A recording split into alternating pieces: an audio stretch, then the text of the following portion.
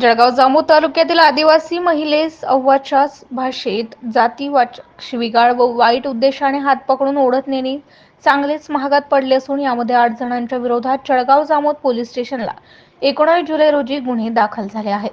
19 जुलैच्या संध्याकाळी 6 वाजता घडली आहे. पीडित महिला ही कालमाटी जिल्हा बुरहानपूर मध्य प्रदेश येथील असून ती सध्या कुरणगाड बुद्रुकमध्ये वास्तव्यास आहे. पीडित महिला ही गावातील गिरणीमधून दळत आणण्याकरिता गेली असता रामेश्वर आटोळे ह्याने हा मूल तुमचा येण्या जाण्याचा रस्ता नाही व तुम्ही या रस्त्यावरून का येता म्हणून जातीवाचक शिवीगाळ करत वाईट उद्देशाने पीडित महिलेचा हात पकडून तिला ओढत नेले.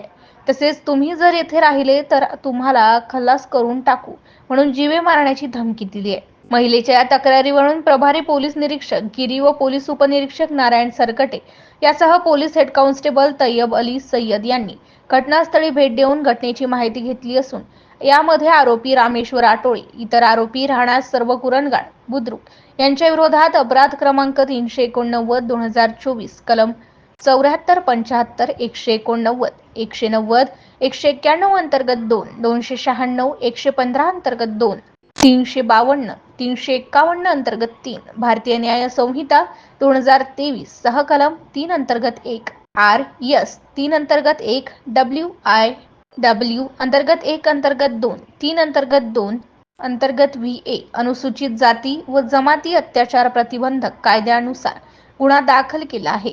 या घटनेचा पुढील तपास उपविभागीय पोलीस अधिकारी मलकापूर हे करीत आहेत. MCN न्यूज मराठी करिता संजय दांडगे, जळगाव.